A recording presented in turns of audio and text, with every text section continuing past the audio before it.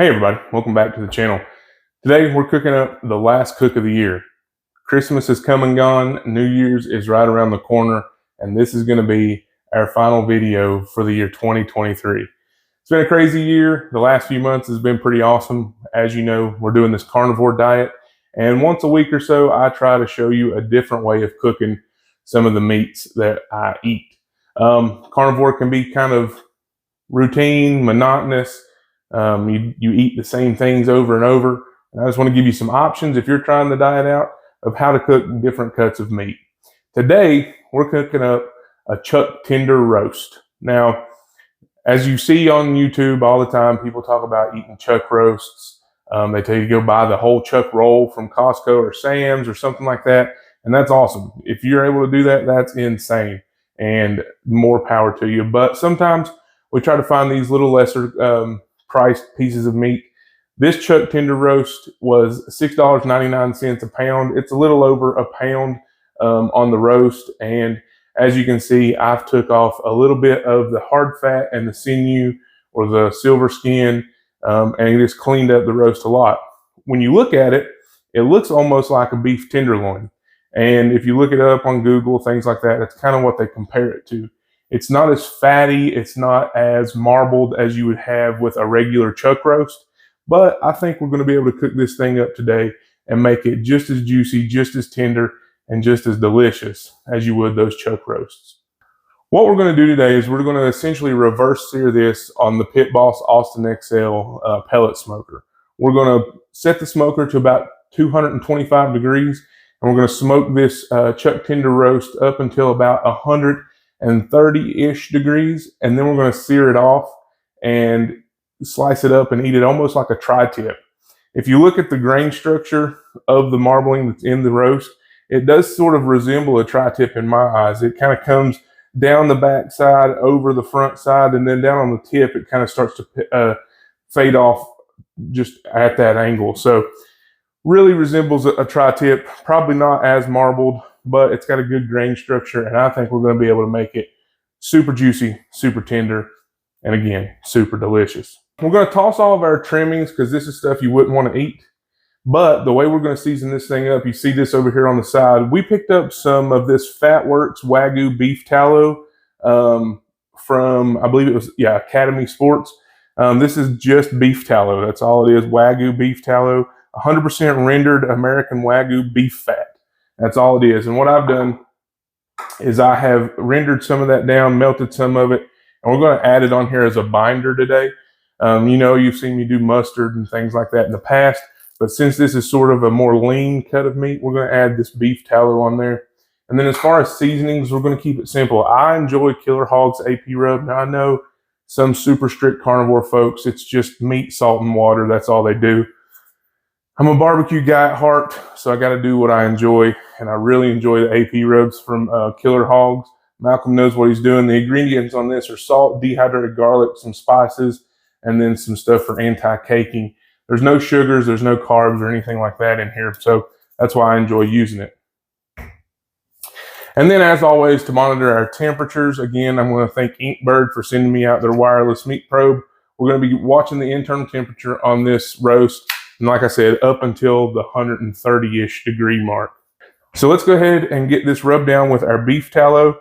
I've just rendered it a little bit so we can smear it on there. You don't want it to be liquid or else it's going to just essentially roll off. Your hands will kind of warm it up, make it easier to work with. But we're just going to put it all over our roast. So now, as you can see, once that hits that colder piece of meat, it begins to thicken up and harden again, which is fine because it's going to make our seasoning stick that much better. And then while it's on the smoker and that fat starts to render down and become liquid, it's going to spread that seasoning over across the meat, and it's going to be delicious. I love a reverse sear method. It's literally the most flavorful, the most tender, and the most juicy way that I've found to cook a large piece of meat or a steak. I love doing it on ribeyes, and I think this is going to be just as good, if not better, than what I've done in the past. To season it up, we're just going to go ahead and open this Killer Hogs up, and we're just hitting every side of the meat. Don't be afraid to season it up. Make sure you hit your sides. This is, again, a large chunk of meat, and it will take the seasoning. Now that we've got it seasoned up, we're going to go ahead, let the pit come up to temperature. Again, we're going to set that to 225, and I'm using pecan pellets today. Once this sweats out a little bit and the pit's ready, I'll meet you out there to throw it on. All right, guys, our pit is sitting at 225. Again, we're using pecan wood today. 225, this is going to go on the exhaust vent side. This garlic is smelling amazing. As you can see, we've got the Inkbird probe already in there, and that is going to give us an internal temperature of our meat as well as an ambient temperature of our smoker, just to make sure that we're running where we want to be running. We're going to take it off of this wire rack when I put it on and just put it right on the grates of the cooker.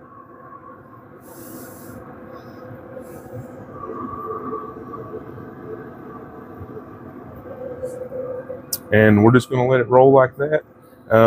Probably going to take an hour and a half or so, and I can already hear that beef tallow starting to render when it hits that hot grate. So this is going to be delicious. We'll check back in about an hour and see what it's looking like. And as usual, we'll keep an eye on it with our Inkbird. So I'll see you guys when we're taking a look. All right, so according to the Inkbird, we have hit 120 internal temperature. We're going to go ahead and pull it off and let it rest for a second while I get the Pit Boss ready to do the sear. It's one reason I love this Pit Boss Austin XL is not only does it is a smoker, but you can also go ahead and sear through the little sear zone in the middle. And so we'll pull this off and get it set up for that. You can see we got a beautiful color on this chuck tender roast. You want to go ahead and get your probe out. Be careful not to touch that with your hands because it is going to be hot.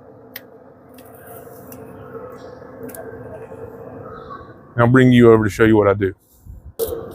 So on the Pit Boss, like I said, you have your regular smoking grates, but you also have a little diffuser plate here that slides back and forth. Now, if you're familiar with the Pit Boss, you already know this, but we're going to go ahead and we're going to turn the temperature up to about 450 degrees.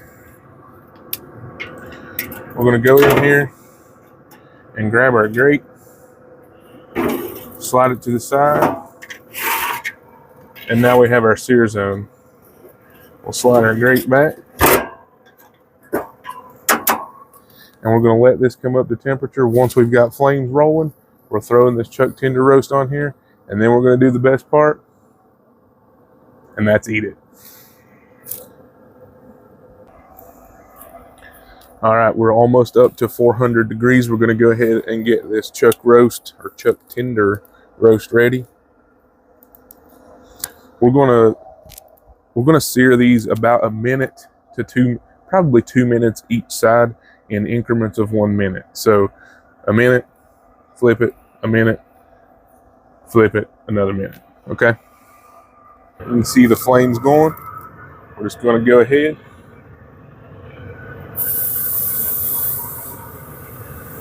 Right there over top of the flames. We're going to give it about a minute. Flip it again. So there's our 4 minutes total. We're going to hit our sides just for a second.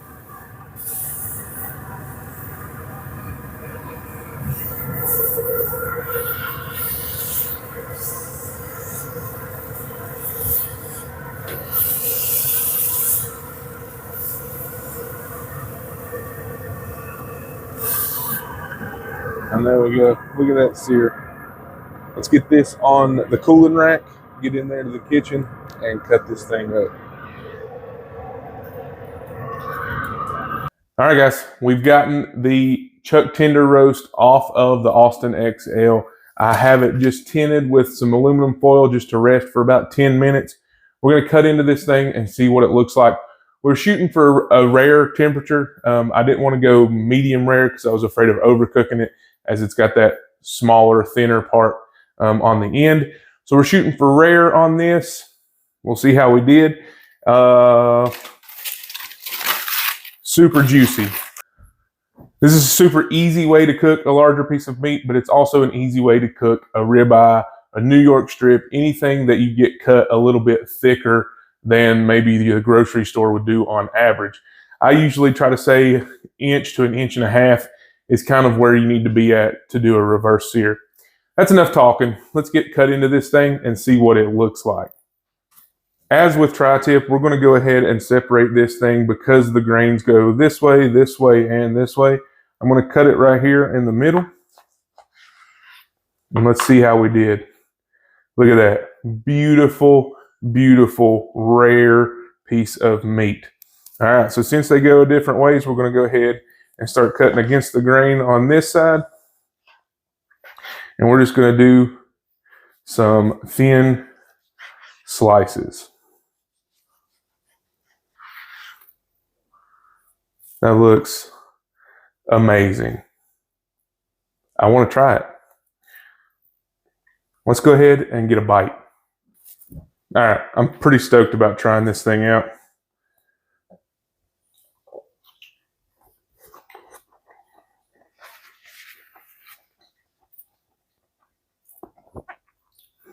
Very similar to a tri-tip. It's got a great flavor. I get a little bit of that garlic, but the best part about this is I get that sear. That Maillard reaction has happened. It's got a great crust on the outside. And that pecan smoke has really done a number on this chuck tender steak. Simple as that, guys. This is normally considered a tough piece of meat, but if you cook it this way, I think you'll really enjoy it. Cut it thin and put it on like some cloud bread or maybe some of those egg life wraps, and you'll have yourself a delicious little meal. All right, I'm going to go get this video edited so that I can get it up to you guys before the new year. I appreciate everything that you guys have done for me so far at the end of this year. The support, the encouragement, all of that has been wonderful. Thanks again to Inkbird for sending me out their wireless probe. And again, check out some of this Killer Hogs AP rub and some of that Fat Works Wagyu beef tallow. It really made this cook come together, and it's, like I said, it's delicious. So that's going to be the last video of the year, guys. I appreciate you for watching. I appreciate all the support again. If you've read my shirt today, you know me and my wife, we foster and do some dog rescue and then have a herd of our own. And I wanted to wear this shirt in remembrance of my little buddy Trav. We lost him early this morning and wanted to go ahead and do a video.